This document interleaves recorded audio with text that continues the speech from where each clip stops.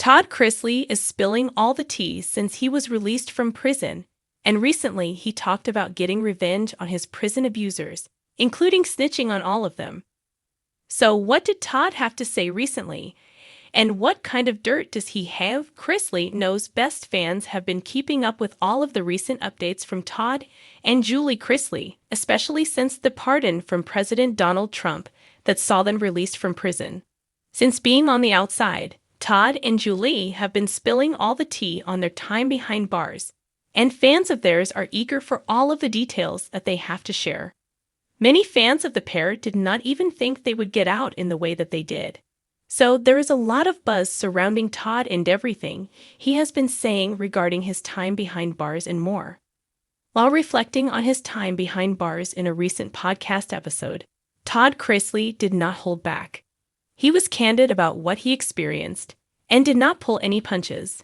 Todd talked about his notebook that he kept with him in prison. He was leaving prison. He was asked what the notebook contained, and he said, "All the notes I'm gonna use to tell on y'all when I get out." Way that Todd Chrisley tells it. There has been a lot of abuse from case managers on his fellow inmates. He made a promise to them on his way out that he would not leave these men behind or forget about them. He even called out the counselors for not doing what they're supposed to be doing and more. Todd Chrisley appears to have a fire under him since his prison exit, which will only make fans wonder even more about what kind of information he has in his notebook. One way or another, this is going to be a situation to watch. With this recent message from Todd Chrisley calling out all the things he saw while behind bars, a lot of Chrisley Knows Best fans have a lot to say about him spilling all of this tea. What do you think about what Todd Chrisley had to say? Let us know in the comments below. For all the latest Todd Chrisley and Chrisley Knows Best news, come back again to TV shows Ace for more. The cell's overhead lamp buzzed with a dull, humming despair that seeped into every crack of concrete. Metal bars cast long, wavering shadows across the damp floor, dancing in rhythm with the damp drips of water echoing through the corridor. Todd's world had dissolved into these walls, and now another storm was coming his way. He felt it before he saw it. The shadow at the edge of his narrow bunk, broad shoulders hunched, eyes cold and calculating. This was not a casual visitor. It was a predator, marking its prey. Todd's jaw tightened. The predator stood before him. Prison's notorious tormentor. He'd left a message. A photograph of the sleeping man, illicitly stolen from surveillance, had been dispatched to Todd's daughter with a demand, money for protection.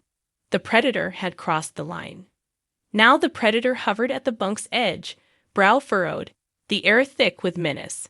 Todd's heart pounded. The silence screamed louder than any shout. Every fiber of his being told him this was a reckoning. Todd's gaze hardened. He carved warning into the space between them, unspoken words sculpted in steel and determination. The predator's confidence faltered, wavered, cracked. Walls that once seemed impenetrable began to buckle. Todd's presence filled the cell like a roaring flame, undeterred by the darkness. His position was clear. He wouldn't be caged by fear. Not for himself, not for his family. The predator leaned in, posture predatory, signals clear in the clenched fists and slow shifts of weight. Todd shifted too, lean and coiled. This was a showdown of wills. Brutal, silent, final. No one dared move. The cell block held its breath. Todd's conviction anchored the moment. The predator's resolve dissolved. His gaze dropped. Posture collapsed.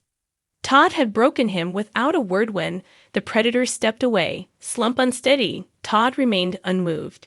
He held that space, unyielding, fierce. The message was unspoken but unmistakable. He would snitch. Every filthy game, every hidden abuse, every crooked power move, it would be outed. No more silence.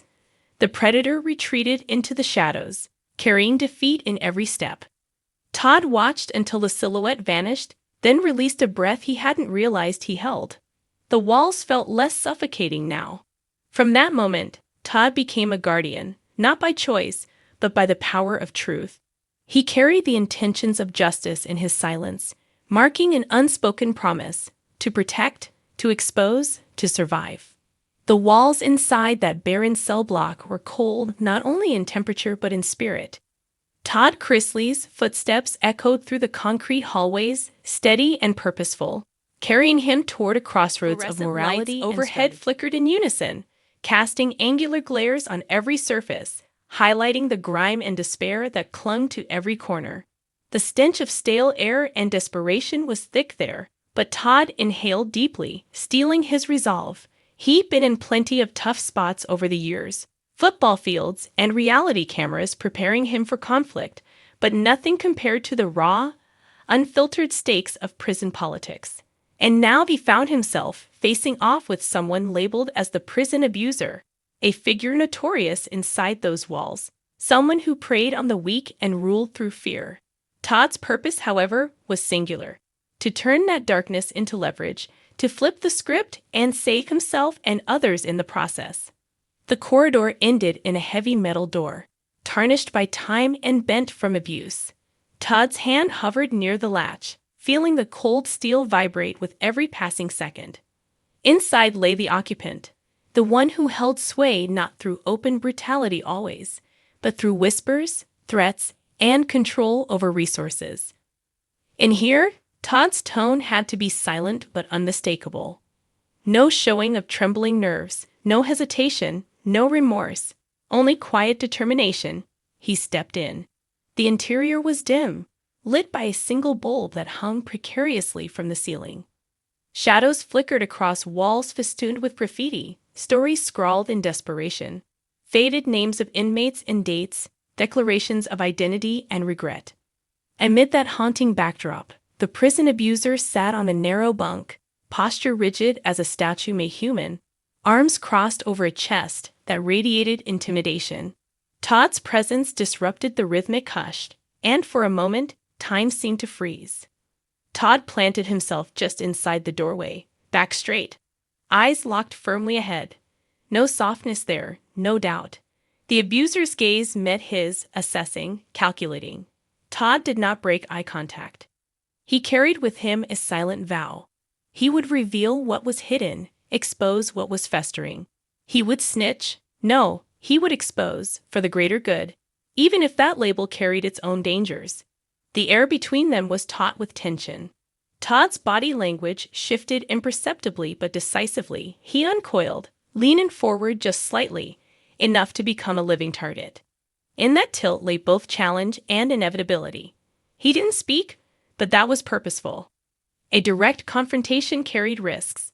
A whispered confession or threat could be diluted, twisted, denied. Instead, Todd's posture became testimony.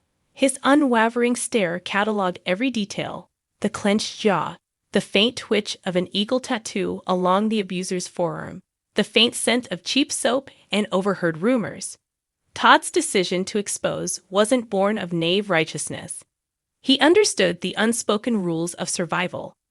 He weighed them against his conscience and the countless others trapped by the abuser's reign.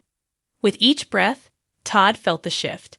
Empowerment fighting fear, vulnerability transforming into weaponry. He was the calm before the storm, and the storm had arrived. Behind closed eyes, he replayed the faces of inmates who suffered. Shut eyes, hollow cheeks, silent screams.